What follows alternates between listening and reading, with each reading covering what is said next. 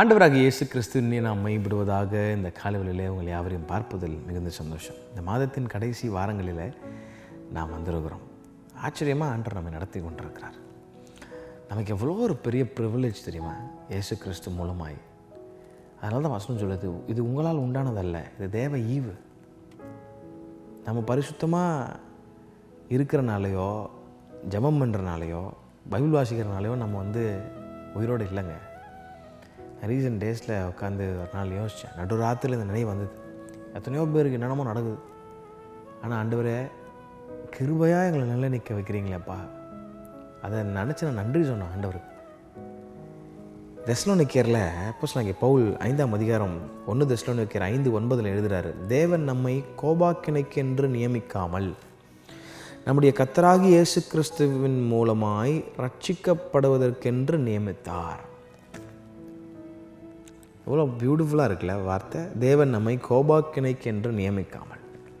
கோபாக்கினைனா என்ன? Eternal punishment, judgement, eternal separation, ஆக்கினை, நரகம்.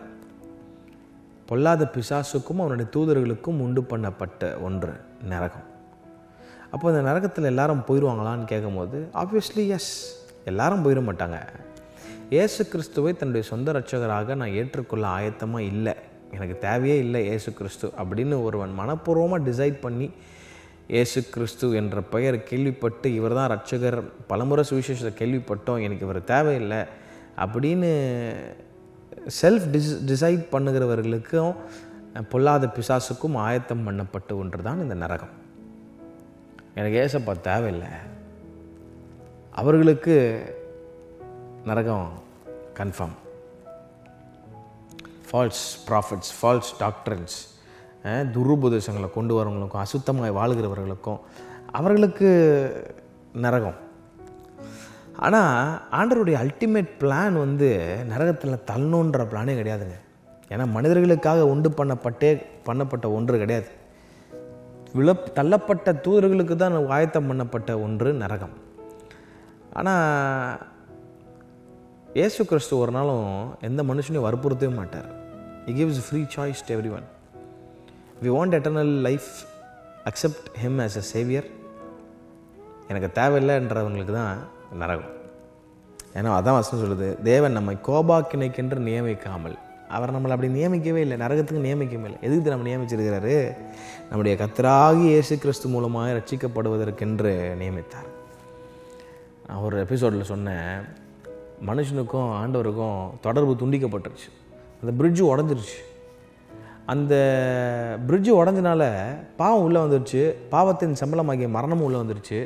இப்போ மனுஷனால் எந்த விதத்துலையும் தெய்வத்துக்கிட்டே போக முடியாது. ஏன்னா உள்ளே அவ்வளோ பெரிய ஒரு குளறுபடி நடந்திருக்கு. இந்த காரியத்தை ஒட்டி வைக்க தான் அவர் மறுபடியும் இந்த உலகத்திற்கு மனுஷ ரூபமாய் இந்த உலகத்திற்கு வருகிறார். இயேசு கிறிஸ்து வர்றார். இந்த தொடர்பை மறுபடியும் ஒட்ட வைக்கணும்னு சொல்லி தான் எல்லா பாவத்தையும் அவர் மேலே சுமந்து அவர் எடுத்துகிட்டு வர்றார். நீங்கள் கேட்கலாம், எதுக்கு தேவையில்லாத வேலை இயேசு கிறிஸ்துவுக்கு, என் பாவத்தை எதுக்கு அவர் சுமக்கணும்? நிறைய பேருக்கு இந்த கேள்வி இருக்கும். நீங்கள் கண்டிப்பாக உட்காந்து யோசிச்சுருந்தப்போ கண்டிப்பாக இந்த காரியத்தை எல்லோரும் யோசிச்சுருப்போம். என் பாவத்தை எதுக்கு அவர் சுமக்கணும்? It's simple. உங்கள் பாவத்தை அவர் சுமந்தாதான், உங்கள் பாவத்தை அவர் மேலே ஏற்றுட்டு அவர் மறிச்சாதான் உங்களால் மறுபடியும் தெய்வத்துக்கு கூட ஒரு தொடர்பு வைக்க முடியும். நம்மளால் டைரெக்டாக தெய்வத்தோடு தொடர்பு வைக்க முடியாது. நமக்கு அந்த கெப்பாசிட்டி இழந்துட்டோம். நம்ம பாவம் செஞ்சு தேவ மகிமை இழந்து போகணும். முதல் ஆதாம் பாவம் செஞ்ச உடனே அந்த காரியம் கட்டாயிருச்சு. அதனால தான் 2ஆம் ஆதாமாகி இயேசு கிறிஸ்துன்னு ஒருத்தர் உடஞ்சி போன அந்த பிரிட்ஜை ஒன்று சேர்க்குறார். அவர் தான் பிரிட்ஜ். இது மேன்கைண்ட், தெய்வம், நடுவில் பிரிட்ஜாக மீடியேட்டர் இயேசு கிறிஸ்து. இப்போ இந்த வசனத்தை வாசிங்களேன். தேவன் நம்மை கோபாக்கினைக்கென்று நியமிக்காமல் நம்முடைய கர்த்தராகிய இயேசு கிறிஸ்து மூலமாய் ரட்சிப்படைவதற்கென்று நம்ம நியமித்தார். அப்போது மனுஷன் பிதாவோடு இணைக்கப்படணும்னா இயேசு கிறிஸ்து மூலமாய், ரத்தத்தின் மூலமாய், அது மூலமாக மட்டும்தான் பிதாவிட்ட போக முடியும்.